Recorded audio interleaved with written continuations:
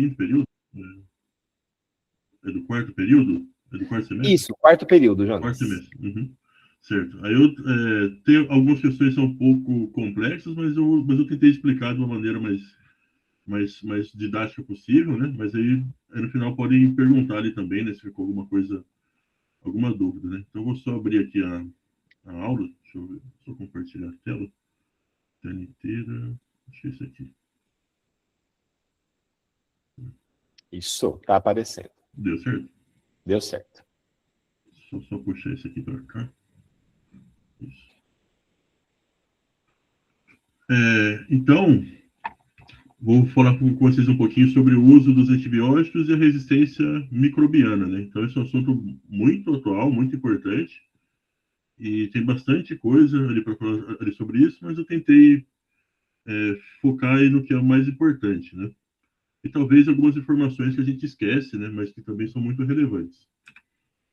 Então, deixa eu só clicar aqui. Aí.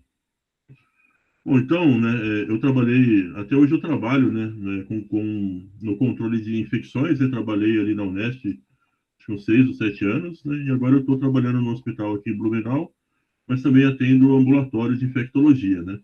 E aí, algo que sempre pesa muito para a gente que trabalha, né, nessa área de controle de infecção, né, uma cobrança que é muito importante, né, e que ela está correta, né, com relação a custo, né. Então, os antibióticos são caros, né, custam bastante, né? E acabam que no final ali do mês pesam bastante no orçamento do hospital, né? Então, grande parte das instituições foca muito no controle dos antibióticos, dos antimicrobianos, pensando em custo, e não está errado, né? Eles estão corretos, né? O hospital tem que pensar em custo, porque se a gente usa ali corretamente o dinheiro, sobra para outras coisas, né? Para atender outros pacientes.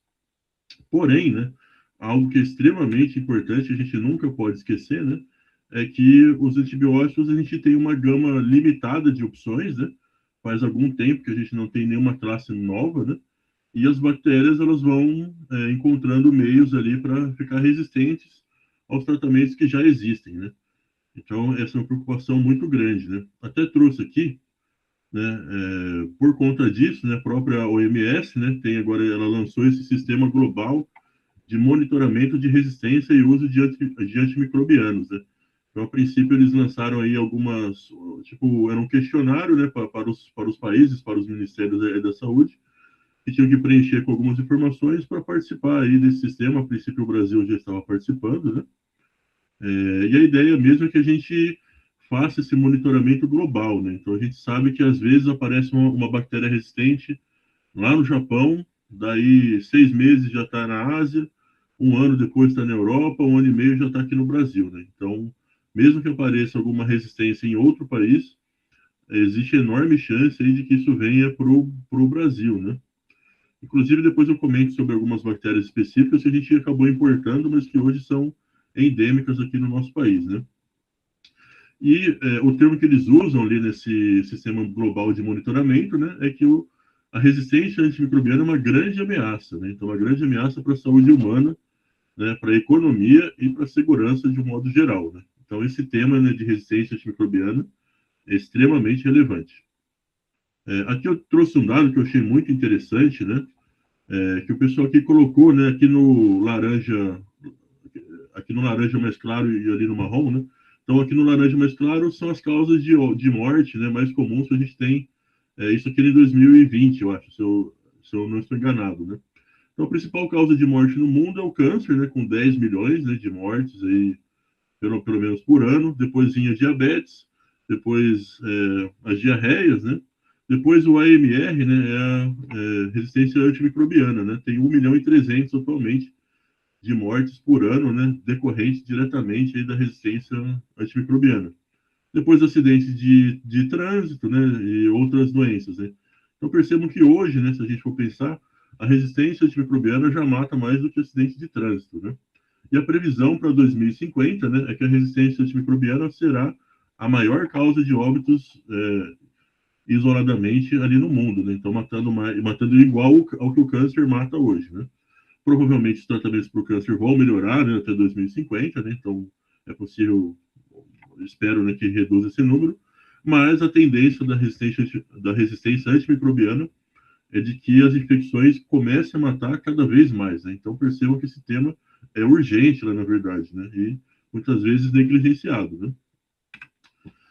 E aí, né, eu trouxe essa parte aqui, né? Vocês estão estudando agora essa questão de resistência antimicrobiana, né? Eu trouxe aqui um modelo bem simples, tá? De como que uma bactéria fica resistente, né? Então, o que a bactéria usa ali de ferramenta, né? Como que ela consegue se proteger, se defender dos antibióticos que a gente usa, né?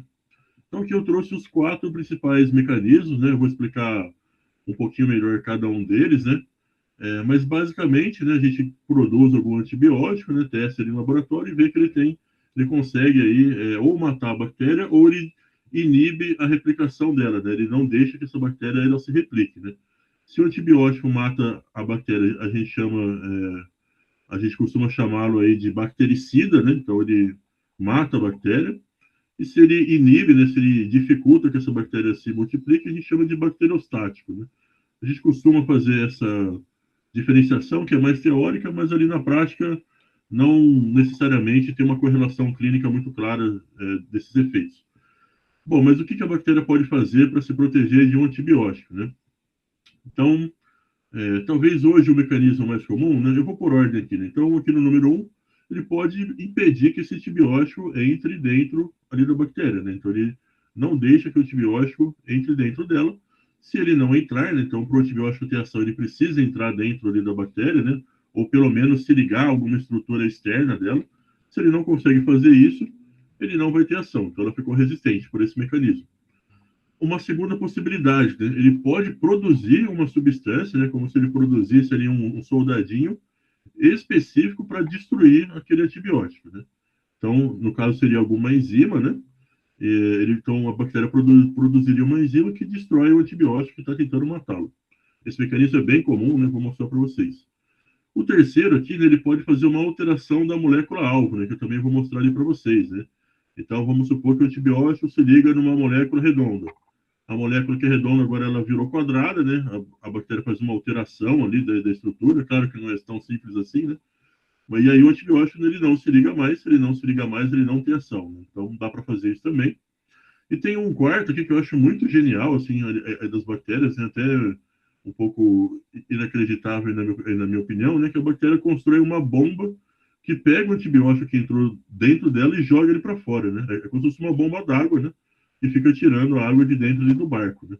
Mas é específico para o antibiótico, né? Então eu acho isso bastante genial ali, na verdade, né? Nem fico tão bravo assim com as bactérias quando elas fazem isso, né? Brincadeira, eu fico sim porque dá muita dor de cabeça. Bom, então começando pelo mais comum que a gente tem, né? Resistência mediada por enzimas. Esse mecanismo aqui, possivelmente, é o primeiro que a gente se deparou, né? Então, vocês, não sei se vocês já estão vendo isso, né? Mas em 1928, o Alexandre Fleming ele descobriu aí a penicilina, né? A penicilina ela ficou engavetada, né, por muitos anos, né? Então de 28 até 1940, né? E aí o pessoal só lembrou que existia a penicilina porque os soldados ali durante a Segunda Guerra começaram a ter algumas lesões de pele, né? Por tiro, por bomba, por granada, infectavam e precisavam de algum antibiótico para tratar. Senão, se ele não morresse ali do ferimento, ele morreria de infecção, né? O eixo, né, os alemães, italianos tinham as sulfas, né, que era produzido por a Bayer, e os aliados não tinham nenhum antibiótico, né? Então, eles acabaram lembrando aí que o Fleming, que era inglês, tinha descoberto a penicilina, e a penicilina começou a ser usada, a ser produzida em massa, né, e usada nos soldados. Isso em 1940, né? Em 1941, 1942, eles já encontraram algumas bactérias resistentes para a penicilina, né? No caso, o Staphylococcus aureus, né? Que era a bactéria que, no caso, causava a maior parte dessas infecções de pele, né? E qual que era o mecanismo que, na época, né, o Staphylococcus aureus usou para se defender aí da penicilina, né? Então, basicamente, né, aqui do lado, aqui na tela, né, nós temos um beta, aqui um antibiótico, né? Aqui eu não vou saber ali de qual é, né? Mas o mais importante, né, quando a gente fala de beta-lactâmico, né, é que todos os antibióticos da classe dos beta-lactâmicos, eles possuem na sua molécula um anel beta-lactâmico, que esse anel, esse quadradinho que está ali vermelho, com nitrogênio, com uma dupla ligação com oxigênio e com 2 radicais, né? Então, todos os beta-lactâmicos, né, só para lembrar vocês, né, Os beta-lactâmicos, então, são as penicilinas, as cefalosporinas, os carbapenêmicos e os monobactâmicos. Todos eles têm o anel beta-lactâmico. E aí o que vai mudar é o radical que está grudado nele. O que o Staphylococcus aureus fez? Ele criou uma enzima que ia nessa ligação ali, ó, entre o nitrogênio e a dupla do oxigênio e cortava, ele hidrolisava, né, ele destruía essa ligação. E aí, abrindo, né, destruindo o anel beta-lactâmico, o antibiótico ele não tinha ação, né? Então, o Staphylococcus conseguiu aí impedir a ação aí da penicilina na época com esse mecanismo, né? E esse mecanismo, né, ele é usado pelo Staphylococcus aureus até hoje, né? Então, a gente não usa a penicilina para tratar Staphylococcus aureus por conta disso, né? Porque desde 42 ele já consegue fazer esse mecanismo. Então, basicamente, né, esse quadrado cinza, esse retângulo cinza, né, seria a bactéria, né? E essas bolinhas aqui laranja, né, são os antibióticos, né? No caso, temos um pouquinho de antibiótico fora e uma molécula do antibiótico conseguiu entrar dentro ali da bactéria, né? O que vai acontecer com esse antibiótico, né? Então, a bactéria tem aqui as enzimas, né, que eu representei por essa estrelinha. A enzima vai colar ali no antibiótico, vai chegar no antibiótico e vai hidrolisá-lo, né? Vai inativá-lo. E aí o antibiótico vai deixar de funcionar. Então, é basicamente isso, né? Aí aqui que eu trouxe para vocês alguns exemplos, né? Então, o que a gente tem hoje de enzima que faz isso, né? Então, como eu falei para vocês, a primeira, a mais famosa, é a penicilinase, né? Então, a penicilinase, né, é uma enzima que destrói penicilinas, né? Então, hidrolisa as penicilinas. Quais são as penicilinas que ele hidrolisa, né? Então, penicilina, amoxicilina, ampicilina, piperacilina, né? Então, eu vou usar uma benzetacil para matar um Staphylo aureus. Não vai dar certo. Por quê? Porque ele produz a penicilinase e vai hidrolisar a penicilina que está ali na bezetacil. Então, esse mecanismo, né, ele é mais comum, ele é mais famoso pelo Staphylo aureus, porém, outras bactérias podem utilizar esse esquema, né? Existe um detalhe, né, que existe uma penicilina, né, uma classe de penicilina chamada penicilinas resistentes à penicilinase, né? Então, o pessoal conseguiu criar algumas penicilinas, no caso é a oxacilina, tá? A oxacilina ela é resistente à penicilinase. Então, a única penicilina que a gente pode usar para tratar o aureus é a oxacilina, por conta disso, por esse motivo. Bom, o que aconteceu, né? Ao longo ali, conforme os antibióticos foram surgindo, né? Vou mostrar para vocês depois um slide com isso, né? Outras enzimas foram sendo encontradas, né? Então, depois da penicilinase, né? A próxima etapa, né? O próximo degrau aí dos antibióticos que a gente costuma usar são as cefalosporinas. Então, cefalexina, ceftraxone, cefepime, ceftazima, essas são as cefalexinas, as cefalosporinas. E existem, né, enzimas especializadas em hidrolisar cefalosporinas, que a gente chama de cefalosporinases, né? Mas tem um detalhe, né? Parece que essas enzimas são meio cumulativas, né? Então, é como se a penicilina fosse o primeiro degrau, a cefalosporina fosse um segundo degrau. Então, as penicilinases destroem só as penicilinas, mas as cefalosporinases, elas destroem todos os degraus anteriores. Então, ela destrói a cefalosporina e as penicilinas, né? E geralmente essas cefalosporinases são produzidas pelas enterobactérias, né? Então, as enterobactérias são as bactérias do entero, né? Do intestino.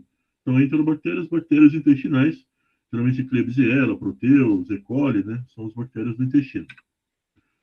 E aí, então, as cefalosporinases, né?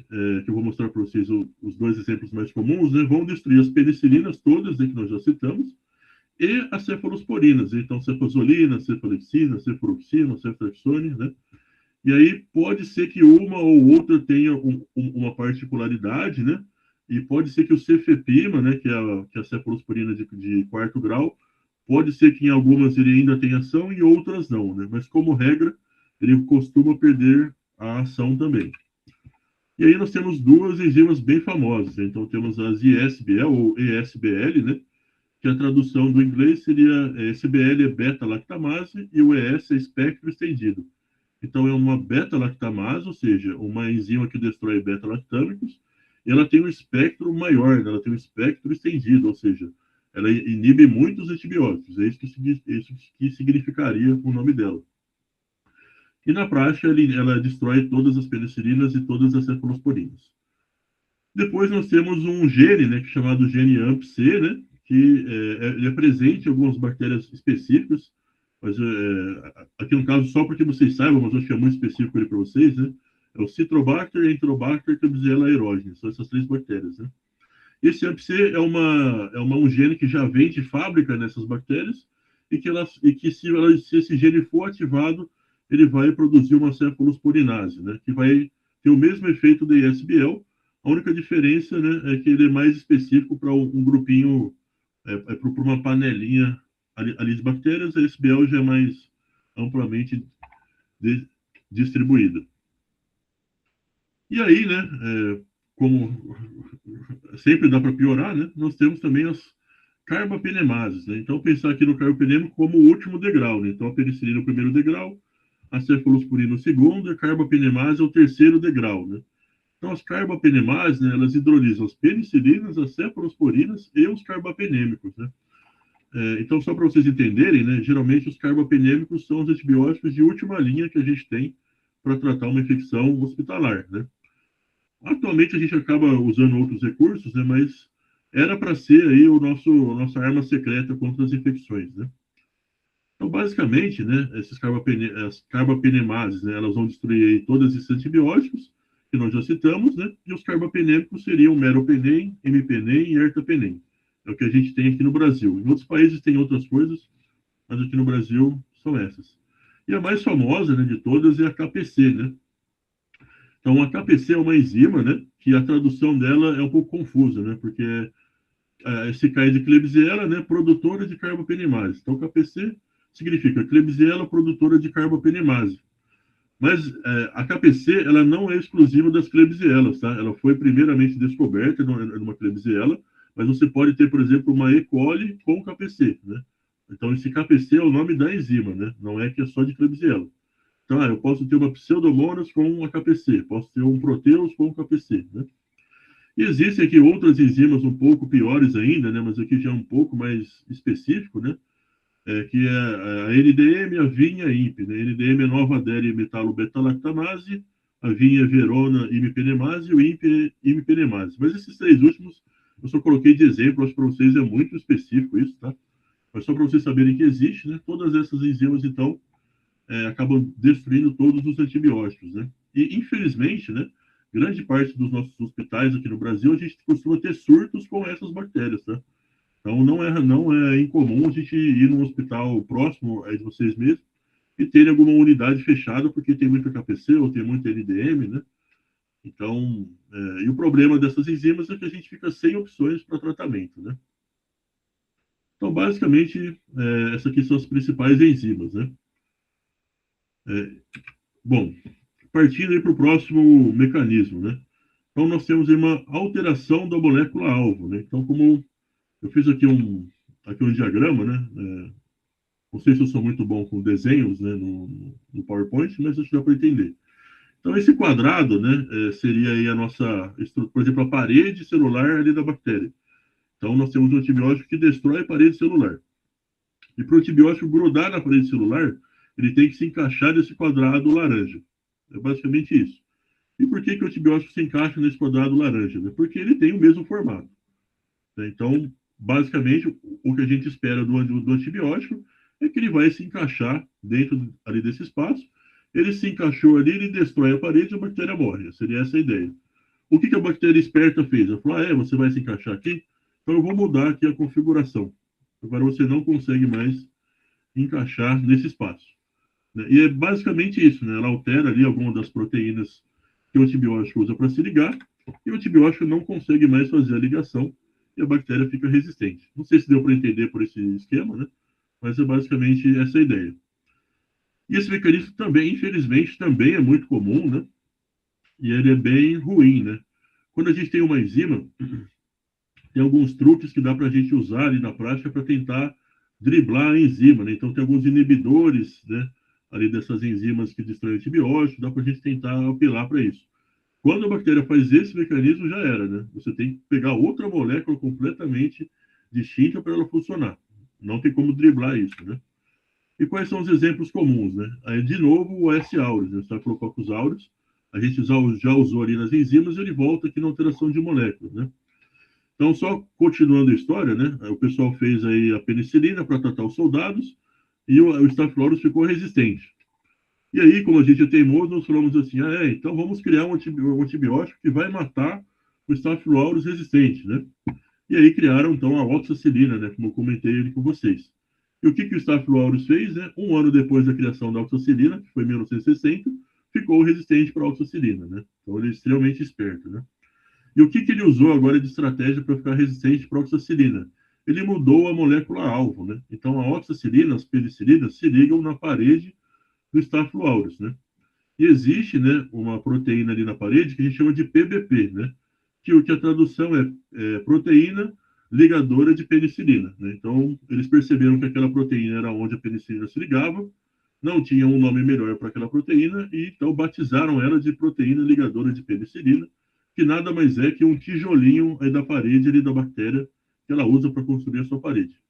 Então, o Staphylococcus falou e mudou esse tijolinho, né? Então, ele criou aí a PBP2A, né, que é o nome, só para que vocês saibam, né, mas não precisa decorar isso, né?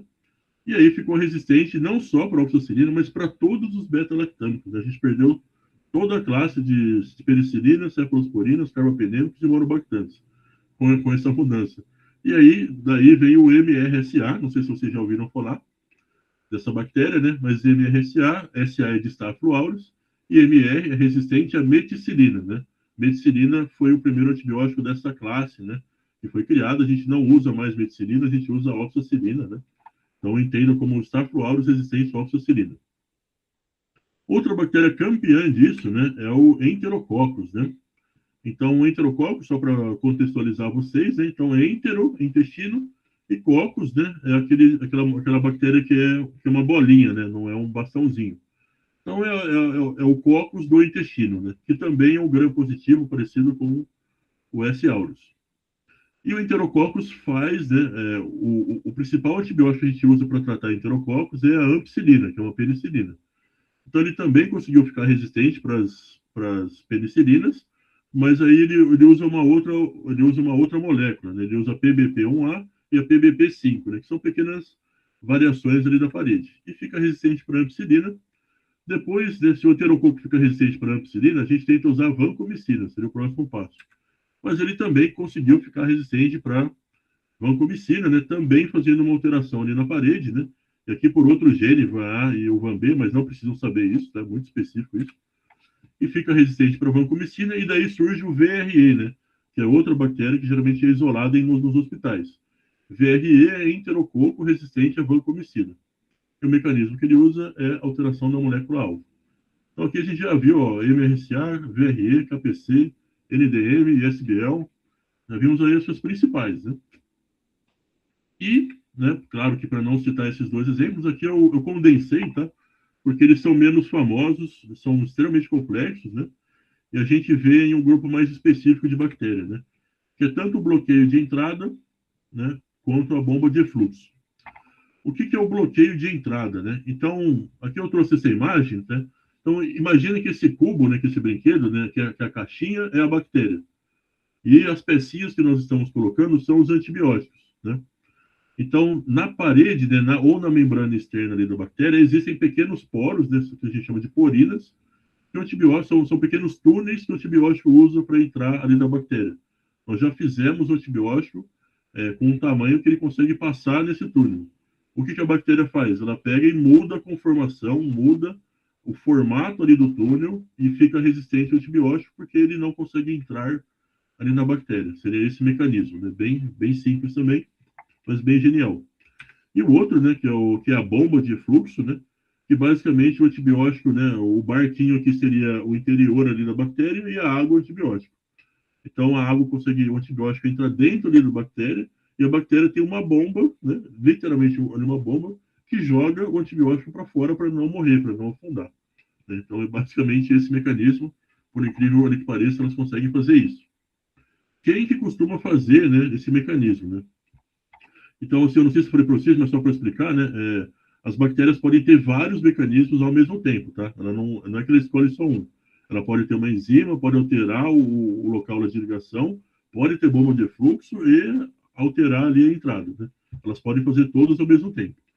Mas, geralmente, quem bloqueia a entrada e quem usa bomba de fluxo, né, são os gram-negativos, né, e principalmente Pseudomonas e Acinetobacter, né. Então, um grande exemplo que nós temos aqui do bloqueio de entrada, né, também por um gene chamado OPRD, que é da Pseudomonas, que basicamente ele confere resistência para os carbapenêmicos, né, o que é muito, muito ruim para a gente. Aqui é bem específico. E a bomba de fluxo tem vários genes que existe uma bomba de fluxo para cada antibiótico, é quase isso, né? Alguns antibióticos muito parecidos têm uma bomba semelhante, mas basicamente para cada antibiótico tem um gene do tipo MEX, né? Aí tem MEX AB, MEX XY, tem 1 milhão de MEX, e a pseudomonas costuma ter vários desses genes, e ela pode ficar resistente para aminoglicosídeo, para quinolona, para beta-lactâmico, para tetraciclinas, para todas as classes possíveis. Certo, pessoal? Então, essa parte aqui é um pouco mais complexa, né? Mas espero que tenha sido possível compreender, né?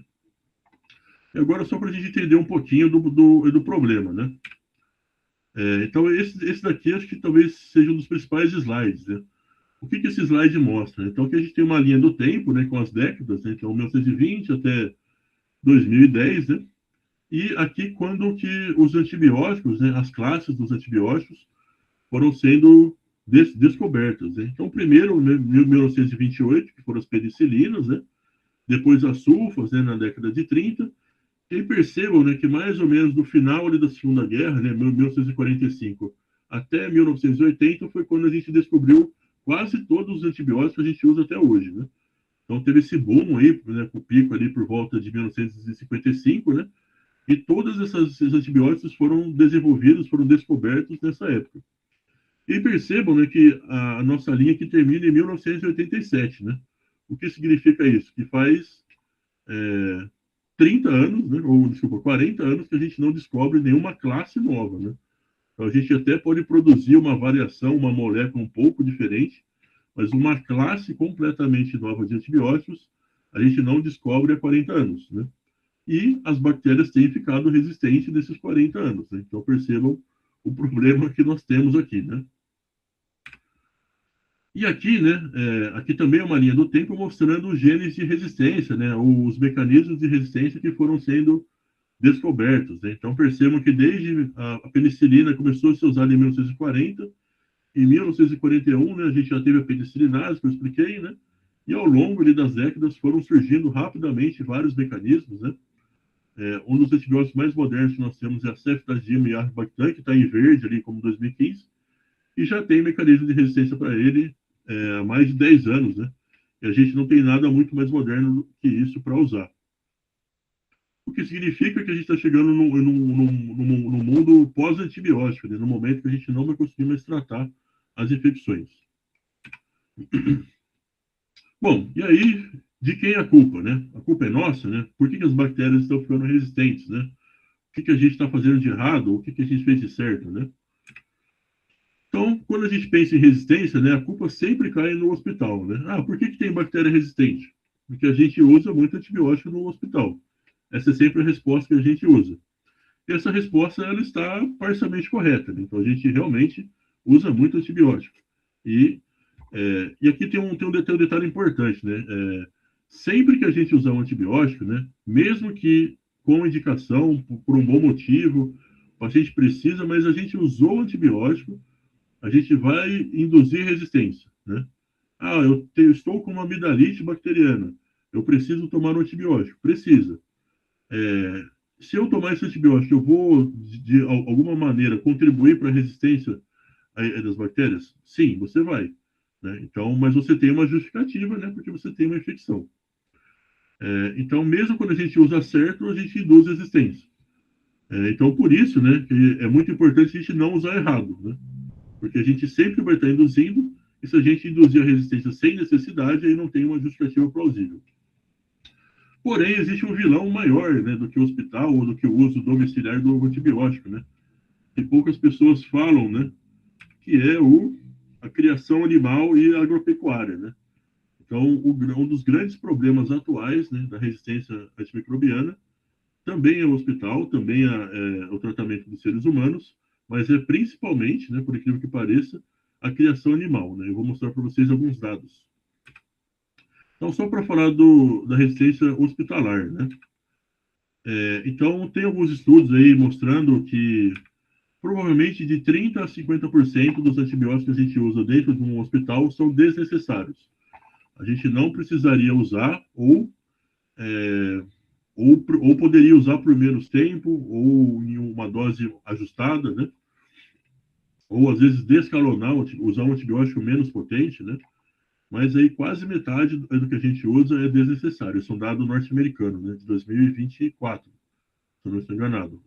Na referência eu coloquei o artigo. Como que a gente usa desnecessariamente o antibiótico dentro do hospital, né? Não sei se alguém aqui vai fazer cirurgia, né? Mas o principal que eu vejo, um dos usos mais desnecessários que eu vejo na grande parte dos hospitais são as profilaxias cirúrgicas desnecessárias, né? Então, basicamente, né, quando a gente faz uma cirurgia, a gente usa antibiótico, né, para evitar a infecção do sítio cirúrgico, mas você pode usar atualmente, né, alguns artigos sugerem que você use até você fechar a pele, né, então até você dar o último ponto, você usa antibiótico, deu o último ponto, você não precisaria mais. Alguns trabalhos colocam até 24 horas após o término da cirurgia. E algumas cirurgias muito específicas você pode usar 48 ou esquemas mais prolongados, mas são cirurgias muito específicas, né? Mas geralmente o que a gente vê que os cirurgiões gostam é usar 7 dias, 14, 10, né? Então isso não precisa, isso é completamente desnecessário, é um custo aí que não tem uma justificativa e você expõe o seu paciente ao risco de um evento adverso relacionado ao uso desse antibiótico. Então, esse é um dos problemas. Outro problema é não descalonar, né? O que significa isso, né? Então, chegou um paciente no pronto-socorro, está muito grave, está com uma pneumonia muito grave. Eu resolvi entrar com antibiótico muito potente, de um espectro muito alto, e coletei cultura antes disso. Ok, né? Isso não tem muito problema, né?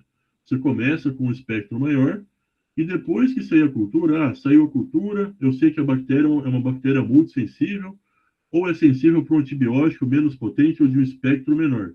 Nesse caso, né, a recomendação é que você descalone, né, você não use desnecessariamente o antibiótico com espectro muito, muito grande, né, porque você acaba induzindo resistência em mais bactérias.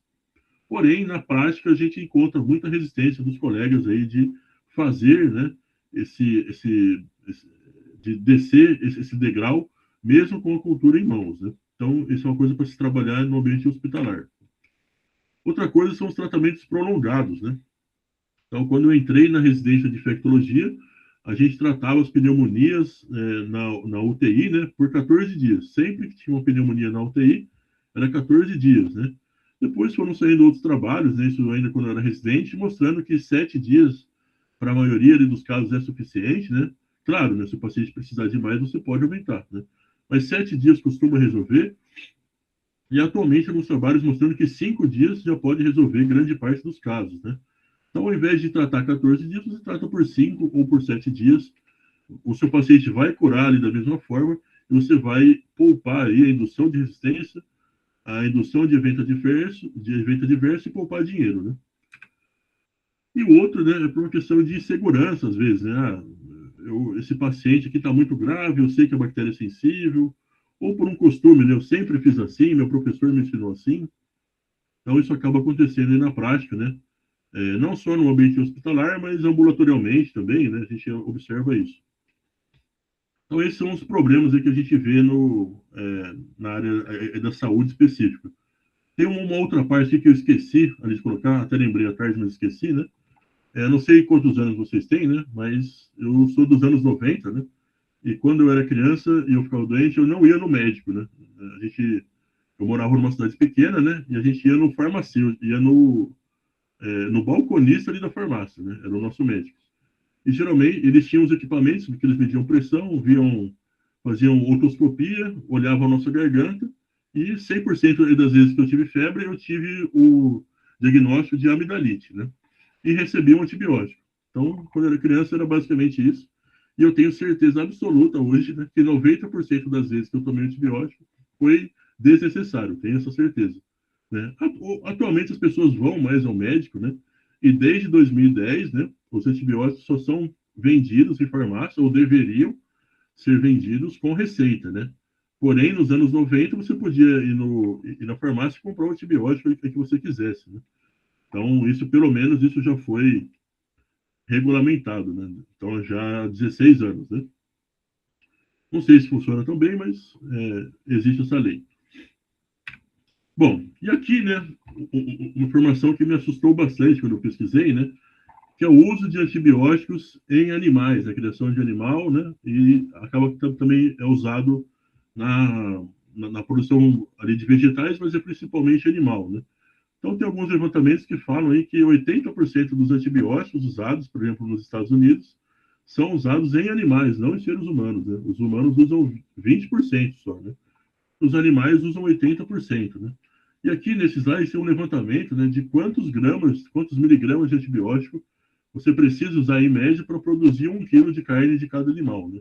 Então, se for produzir 1 quilo de carne de ovelha, né, de ovino, 243 miligramas, né? Se for de porco, 173, bovino, 60 e galinha, 35, né? Então, aí você pensa, quantas galinhas existem, né, nas granjas, né? Se cada uma usar 35 miligramas, você já sente aí o impacto disso no consumo de antibióticos. E aqui, né, eu trouxe essa imagem, né, que mostra que é o mapa mundi, né, enquanto na parte aqui de cima, né, essa de baixo é um pouco mais complexa de interpretar, né, mas a de cima seria basicamente quantos miligramas de antibiótico a gente usa a cada 10 quilômetros quadrados, né. Então percebam, né, que basicamente na América do Sul a gente não usa, a gente tem um uso muito intenso de antibiótico, né, por quilômetro quadrado aqui. A gente não usa no Amazonas e na Cordilheira dos Andes, né. Depois o restante do Brasil, Argentina, Uruguai, Paraguai, né, Venezuela, Colômbia, Equador, Estados Unidos, México, né, Europa, então usa muito, né? E a China e a Índia, né, tem um consumo extremamente alto de antibiótico na criação animal, né? E é claro, né, que isso tudo, né, agora a gente tem sempre, a gente atualmente pensa a área da saúde não só como hospital, ambulatório, né, mas como meio ambiente, né? Então, se eu usar muito antibiótico da criação animal, né, esse antibiótico vai contaminar rio, vai contaminar lençol freático, eu vou consumir a carne, né, vai contaminar a produção vegetal, vai contaminar a fauna silvestre, né? Então, nós temos um ciclo muito complexo aqui, né, de tanto de aumento da concentração de antibiótico ali no meio ambiente consequentemente, estamos selecionando as bactérias existentes não só no hospital, né, mas, mas na comunidade, né. Então, as bactérias que antigamente a gente só via, essas bactérias que eu mostrei para vocês, eram exclusivas do hospital, elas já entraram ali na comunidade, né, e tem vários estudos que eu vou mostrar, né, que o pessoal encontra essas bactérias aí no mercado, na carne, rios, né? Então, infelizmente, né, a gente tem antibiótico aí nos nossos rios, córregos, lençol freático, na produção de hortaliças, né? A gente acaba consumindo antibiótico pela carne, pelos vegetais, né? Ou bebendo água, né? Aqui, né, eu peguei uma reportagem, né? Esse estudo aqui tem já um pouco mais antigo, tem uns 10 anos, eu acho, né? Que foi feito nos Estados Unidos, né? Se eu não me engano. E o pessoal, né, eles colocaram que ainda encontram superbactérias, né, que seriam bactérias resistentes, nos supermercados. Então, percebam que há 10 anos, né, já era uma preocupação importante. E aqui eles colocaram aqui, né, as amostras. Né? Então, percebam aqui que, por exemplo, na segunda coluna aqui, carne de porco, né, pork aqui, né? Então, foram 476 amostras, né? Quantas dessas tinham enterococo, né? Tinham contaminação por enterococo, né, que é o coliforme fecal? 341. E quantos desses enterococos, né, tinham resistência para pelo menos um antibiótico? Praticamente todos, né, 340. Né? Então percebam, né, que os alimentos que a gente consome, que a gente compra, muitos deles, né, 70% eles estão colonizados por bactérias resistentes. Né? Então essa questão de a bactéria resistente está lá no hospital, né? Isso já não existe mais. Né? A bactéria resistente está no supermercado, está na nossa geladeira, tá, né, na casa de repouso, que o pessoal fica muito tempo internado, tá no rio, né, enfim. E aqui eu peguei algumas notícias, né, só para a gente ver aqui o nosso cenário atual, né? Então, superbactérias avançam no Brasil e levam autoridades de saúde a correr contra o tempo. Bactérias superresistentes, né? Hospitais brasileiros registram um aumento de casos. Farmacêuticos abandonam pesquisas e superbactérias já matam 1 milhão ao ano, né? Olha que coisa boa, né? Então, além de essas bactérias estarem aumentando, né, a gente não tem muita previsão de surgirem antibióticos muito novos, né? Recentemente eu tive alguns pacientes infectados por Acinetobacter, né? E quando a gente estuda na literatura, existe um antibiótico chamado cefderocol, né? Que seria uma alternativa para os acinetos resistentes, né? Que não é vendido aqui no Brasil, né? E aí eu entrei em contato com algumas indústrias farmacêuticas grandes, né? E eu perguntei se eles não tinham interesse, né? Se tinha previsão de chegar esse antibiótico aqui, né? Eles disseram, olha, uma semana de tratamento com cefderocol custa R$ 100 mil, né? Então não é viável para a realidade brasileira, né? Então a gente não vai trazer isso para o Brasil, porque ninguém vai comprar, né? Só pessoas muito ricas, né? Mas aí não vale a pena produzir isso, né? Então, nós não teremos aí alternativas muito novas para tratamento, né? E aqui bem legal, né? Superbactérias herceno são encontradas em amostras de ostra vendida no Brasil, mostra a pesquisa da USP. Teve uma outra pesquisa da USP, que se eu não me engano é da Exalc, né, ali de Piracicaba, né? Que eles analisaram o rio Piracicaba, né? Eles publicaram em dezembro do ano passado esse artigo. E no rio Piracicaba eles encontraram uma concentração elevada de 12 tipos de antibiótico, né? Entre eles tetraciklina, o norfloxacino e ciprofloxacino, né? Então os nossos rios, eles têm antibiótico, né? Em níveis bem altos até, boiando ali, né? Então, aí as bactérias, né? Todos os organismos que estão lá vão sendo selecionados, né? Esses rios, né, que vão ser usados para irrigação, para o nosso consumo, né? E aqui eu trouxe esse slide, né, que é um pouco fatalista, né, mas eu acho interessante, né?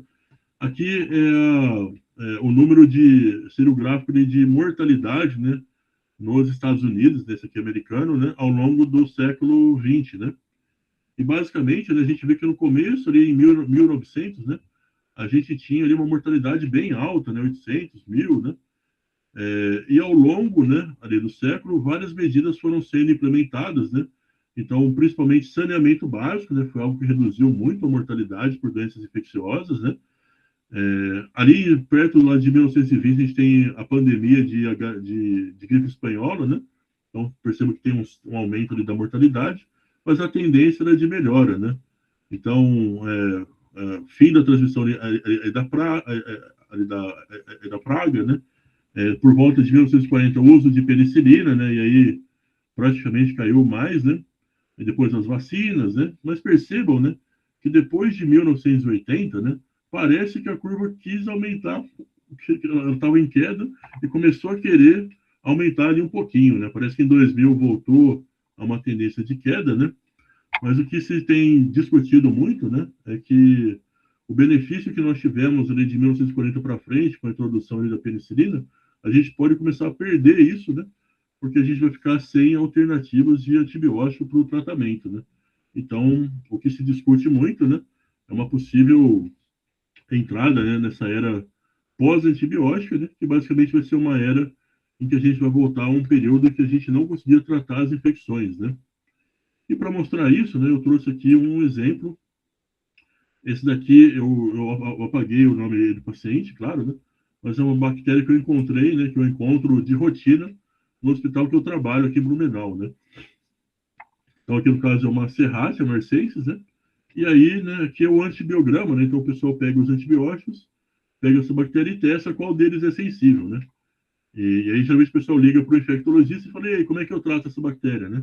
Então, eles me mandaram essa imagem, né? E falaram, e aí, qual que é o tratamento que a gente pode fazer, né? Então, percebam, né, que desde as penicilinas, então, ampicilina resistente, as cefalosporinas, né, ceftriaxone, ceftazidima, cefepime, resistente, imipenem e o meropenem, né, que seriam nossas últimas escolhas resistente, né? Ultimamente a gente tem tentado fazer algum aminoglicosídeo, né? Por exemplo, a amicacina, né? Ou gentamicina, mas também resistente, né?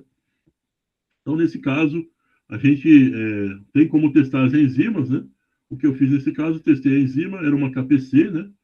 E aí a gente consegue fazer a ceftagima com o avibactam, né?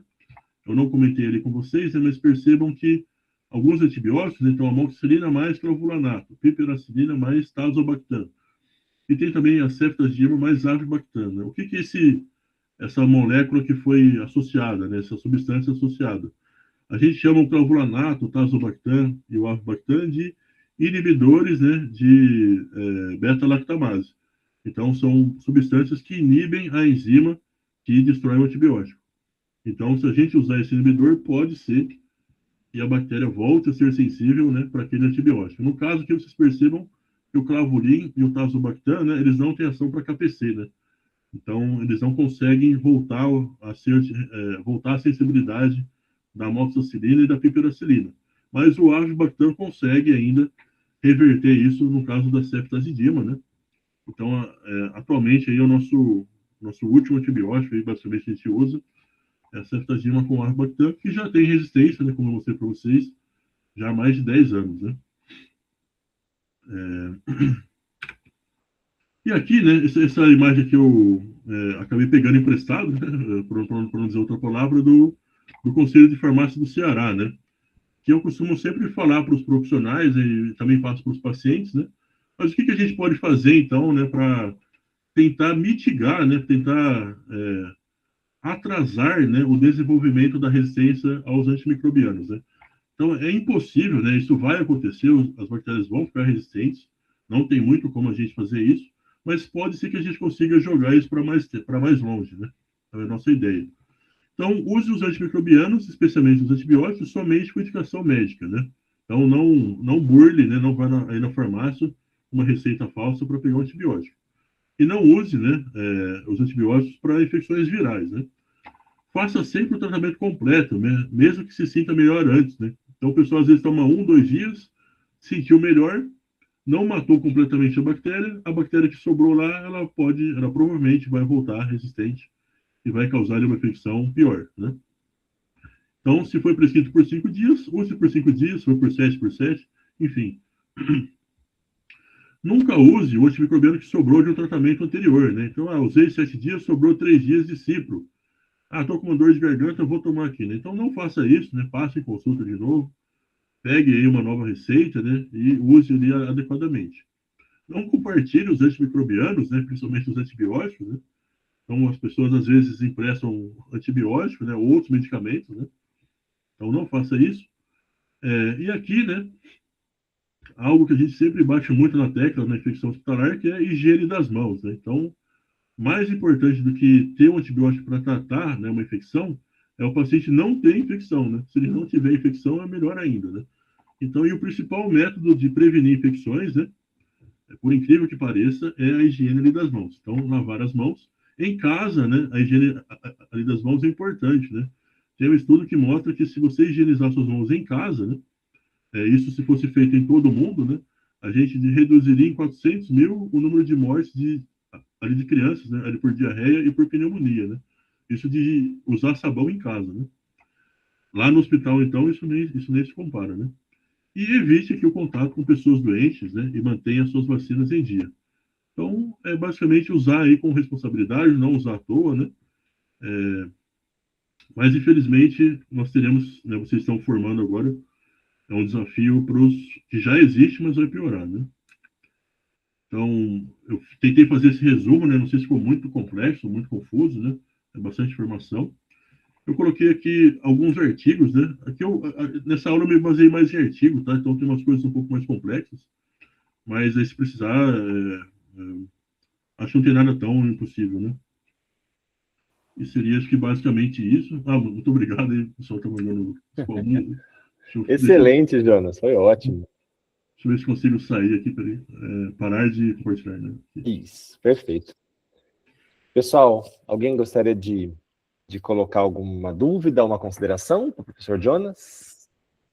Eu tenho, professor. Pode falar, Francisco. Tá, obrigado, professor, pela apresentação.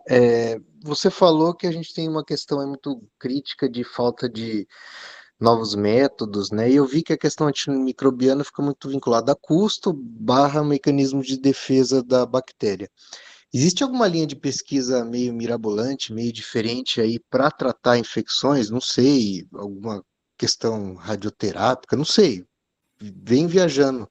Uhum. Aqui existe alguma linha de pesquisa diferente do que a gente já tem hoje ou não? Ninguém está pensando nisso. Existe. Tem umas coisas bastante interessantes, né? A gente vai ali nos congressos de infectologia, né? E as pessoas são muito criativas, né? Uma que eu acho muito interessante, né? Até aqui no Brasil, acho que quem está fazendo isso é o pessoal da Unifesp, ali, da Escola Paulista, né? Não sei se eles ainda estão estudando isso, né? Mas tem alguns tipos de vírus, né? Chamam bacteriófagos, né? Eles estavam tentando selecionar um vírus, né? Para reduzir, para impedir que a bactéria expressasse um gene de resistência, né?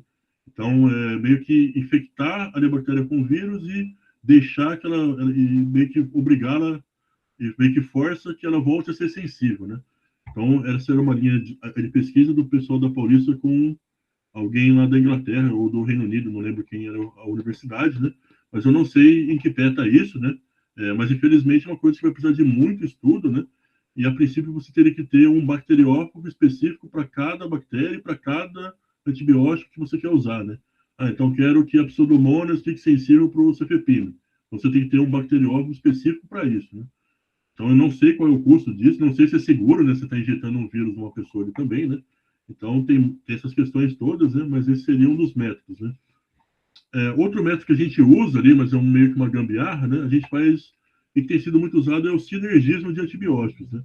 Então, tem até algumas pesquisas nesse sentido, né? Que basicamente a ceftagima com o avibactam é resistente, o astrionan é resistente. Mas e se der os dois juntos, né? Então, tem algumas pesquisas que, por exemplo, ali para KPC, né? O astrionan, ele consegue inibir a KPC, mas ele é destruído por ISBL, por outros genes. E o avibactam, ele destrói os outros genes, mas não destrói a KPC. Então, se você usar os dois juntos, você acaba que anula todos esses genes e volta a ser sensível, né? Então, isso tem estudo, isso a gente já usa ali na prática, né? Tem também para o Acinetobacter, né? Então, tem pesquisa in vitro, né?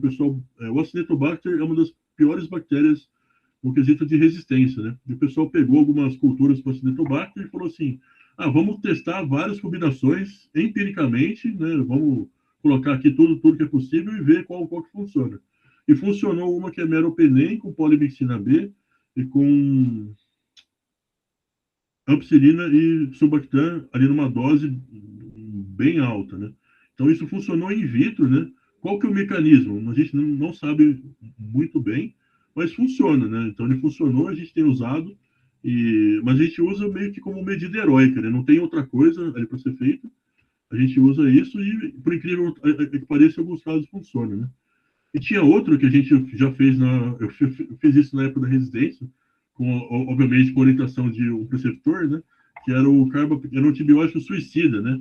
A gente, então, por exemplo, tinha uma bactéria que produzia a KPC, né? Então, mas ela não produz uma quantidade infinita de enzimas, ela produz uma quantidade finita. Então, eu usava, por exemplo, um carbapenêmico, primeiro o ertapenem, jogava esse ertapenem ali na bactéria e eu meio que gastava toda a enzima dela. E aí, quando eu jogasse outro carbapenêmico, né, que no caso era o meropenem, a bactéria já não teria mais a enzima pronta para se defender, né? A gente chamava isso de carbapenem suicida, né, ou boi de piranha, mas esse método ele é muito ruim, né? Os dados dele são péssimos, né? A gente usa como, assim, não tem mais nada para ser feito, a pessoa vai morrer. A gente tenta isso, mas não tem funcionado bem isso, né? Agora, com radiação, assim, eu não tenho certeza. Acho que não ainda, né?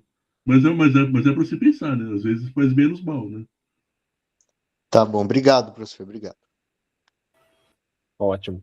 Jéssica tinha levantado a mão, Jéssica? Ou foi sem querer? Não, tá certo. O que mais, pessoal?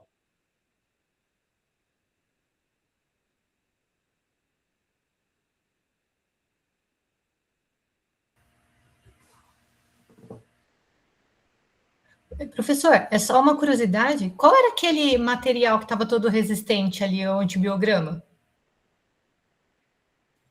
Qual era a cultura? O tipo? Isso, aquela cultura. Uhum. Qual era o material daquela cultura? Se eu não estou muito enganado, era um lavado broncoalveolar, né? Então, é um material do pulmão, né? E ele foi coletado por um método melhor, né? Quando você só pega ali o catarro, geralmente ele vem contaminado, né? Mas ali não, entraram com o broncoscópio, lavaram e tiraram a amostra. Né? Então, a princípio, é para ser mais fidedigno, né? Mas, assim, essa bactéria é bem comum, né? Ela é bem assustadora, né? Mas eu aposto que em hospitais mais próximos do que vocês imaginam, tem a Avaré mesmo, é possível que ela já esteja ali circulando, é porque ela circula aí no mundo todo, né? Então, não é culpa daí, né? Não é que o hospital é ruim ou algo desse sentido, né? Mas aqui tem, nos Estados Unidos tem, na Índia, na China, né? Então, infelizmente, e essa bactéria, eu não comentei, né? Não sei se era muito complexo, né? Mas alguns genes de resistência, né? Eles são transmitidos por plasmídeos, né? Eu não sei se vocês lembram dos plasmídeos aí da microbiologia, né? Mas o plasmídio é um DNA que é circular, né? Ele funciona como se fosse um e-mail, né? Que um pendrive que uma bactéria empresta para outra, né?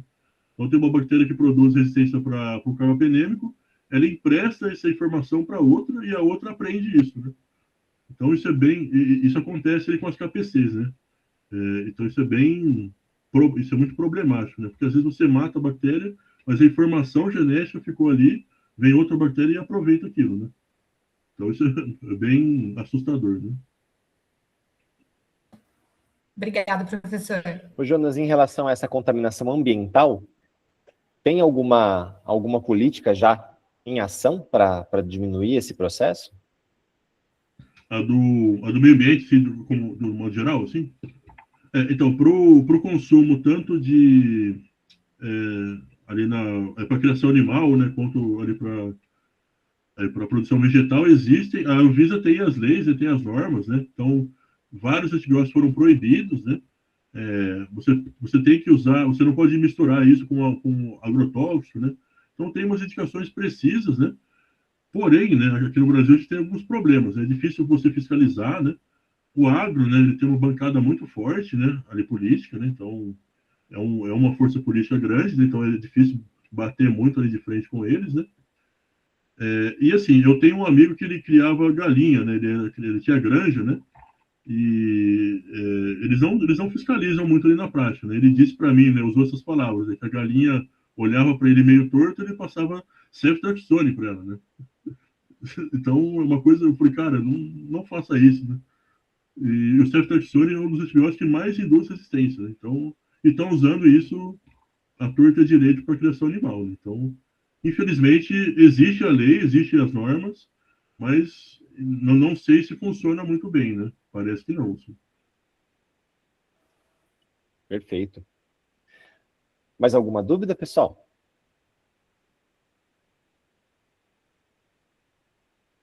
Muito bom. Jonas, queria te agradecer. Foi ótimo, excelente, né? Como sempre.